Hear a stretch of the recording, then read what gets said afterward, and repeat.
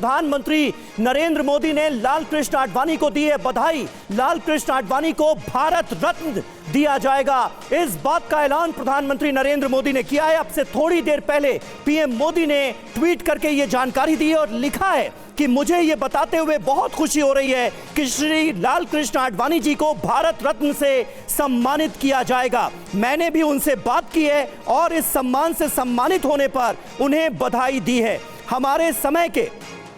प्रधानमंत्री नरेंद्र मोदी लाल कृष्ण आडवाणी के लिए लिखते हैं, हमारे समय के सबसे सम्मानित राजनेताओं में से एक, भारत के विकास में उनका योगदान अविस्मरणीय है। उनका जीवन जमीनी स्तर पर काम करने से शुरू होकर हमारे उप प्रधानमंत्री के रूप में देश की सेवा करने तक का है। उन्होंने हमारे गृह मंत्री और सूचना एवं प्रसारण मंत्री के रूप में भी अपनी पहचान बनाई और उनकी जो पूरी संसदीय यात्रा है, यानी लाल कृष्ण आडवाणी की जो पूरी संसदीय यात्रा है, वो हमेशा अनुकरणीय और समृद्ध अंतर्दृष्टि से भरी रही है। ये कहते हुए प्रधानमंत्री नरेंद्र मोदी ने दिल खोलकर तारीफ की है लाल कृष्ण आडवाणी की और यह ऐलान किया है कि भारत रत्न उन्हें दिया जाएगा। और इसके लिए लाल कृष्ण आडवाणी से फोन पर बात करके प्रधानमंत्री नरेंद्र मोदी ने उन्हें बधाई भी दे दी। आमोद राय हमारे साथ लगातार बने हुए हैं। आमोद, इससे पहले बिहार के जननायक कर्पूरी ठाकुर का नाम सामने आया, भारत रत्न से उन्हें नवाजा जाएगा और अब लाल कृष्ण आडवाणी। जाहिर है क्योंकि यह चुनावी वर्ष है, सियासी नफा नुकसान भी देखा जाएगा और ऑपोजिशन भी इसे इस नजर से देखेगा, बताने की कोशिश करेगा। किस तरह की सियासत आने वाले वक्त में इसे लेकर हो सकती है, क्या अंदेशा है आपको? देखिए, निश्चित तौर पे विपक्षी दलों द्वारा ये मुद्दा गर्म किया जा सकता है, उठाया जा सकता है, लेकिन चूंकि लाल कृष्ण आडवाणी जो है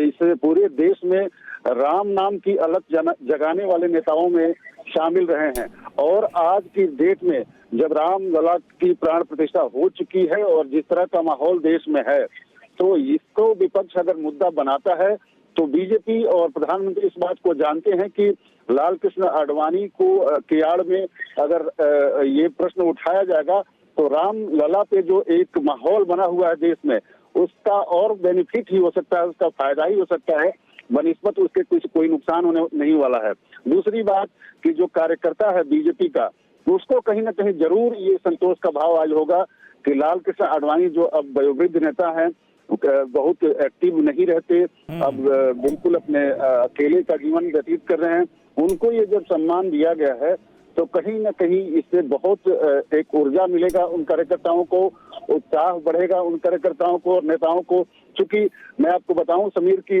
17 और 18 तारीख को बीजेपी का राष्ट्रीय सम्मेलन भी दिल्ली में होना है और उसके लिए करीब 10,000 से ज्यादा जो प्रमुख नेता हैं, यहाँ तक कि विधानसभा स्तर के नेताओं को भी दिल्ली में बुलाया गया है, उससे ठीक पहले ये घोषणा की गई है। तो ये एक तरह से ऊर्जा की पौष्टिकता बढ़ाने का काम करेगा, ऊर्जा देने की काम करेगा, उन तमाम नेता और कार्यकर्ताओं के लिए एक कोरामिंग का काम करेगा जो उनको चुनाव में और आगे बढ़-चढ़ कर हिस्सा लेने के लिए उत्साहित करेगा। तो ये तो इसका राजनीतिक पहलू है। दूसरा, अगर बात करें सामाजिक पहलू पे, तो लाल कृष्ण आडवाणी का व्यक्तित्व जो है ये निश्चित तौर पे एक बड़ा व्यक्तित्व है और उनका जो योगदान रहा है देश की राजनीति में और खास करके बीजेपी के अगर आलोक में बात करें, एनडीए के फॉर्मेशन के आलोक में बात करें या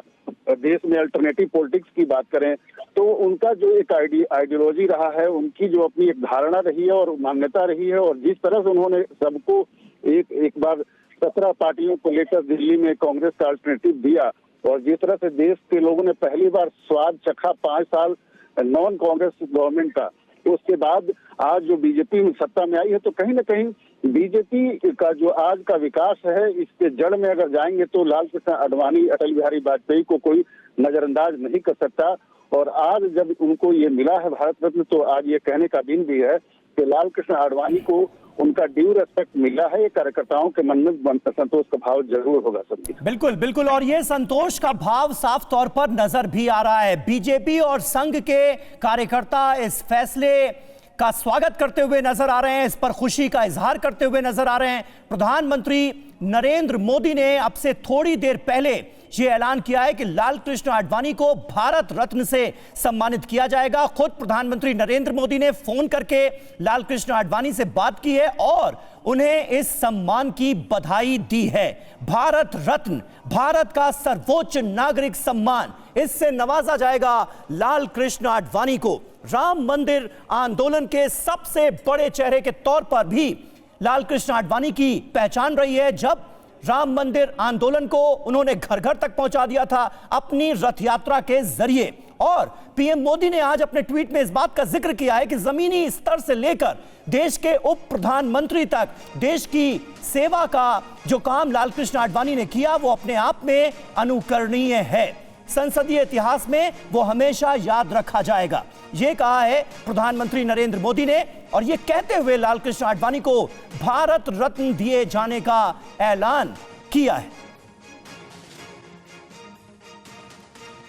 आमोद राय हमारे संवाददाता लगातार हमारे साथ बने हुए हैं। आमोद, देखिए, बीजेपी के घोषणा पत्र के कोर इश्यूज की जब हम बात करते थे तो 3 इश्यूज का नाम बार बार लिया जाता था। 370 को हटाया जाना, यूसीसी लाना और राम मंदिर के लिए प्रण, ये तीनों ही मुद्दे साधती हुई पार्टी नजर आ रही है। 370 को हटाया जा चुका है, यूसीसी का ड्राफ्ट हम देख रहे हैं उत्तराखंड सरकार को सौंपा जा चुका है और राम मंदिर का उद्घाटन हो चुका है। और उसके बाद अब ये एक बड़ा डेवलपमेंट माना जा सकता है, राम मंदिर आंदोलन के सबसे प्रमुख चेहरों में से एक लाल कृष्ण आडवाणी को भारत रत्न से सम्मानित किया जाएगा, इसका ऐलान कर दिया गया है। आमोद, आप सुन पा रहे हैं मुझे? आमोद, इसका कितना असर सियासी तौर पर पड़ेगा, क्योंकि 2024